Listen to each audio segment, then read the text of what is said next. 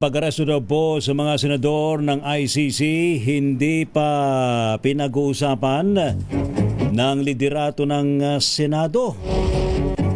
Ating alamin sa report ni RH28, Lakay Raymond at Paz. Lakay Raymond.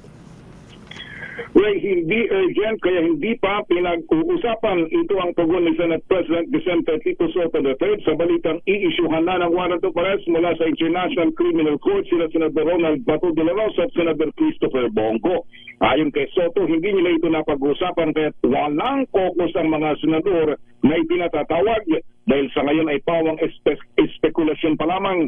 Pag-uusapan lang nila ito kung totoo may warrant of arrest na laban kina de la Rosa at Go. Una na ito inirekomenda ng Office of the Special Prosecutor sa ICC ang pangalan ni De La Rosa at Go at iba pa bilang mga co-conspirators si dating Pangulong Duterte sa madugong war on drugs.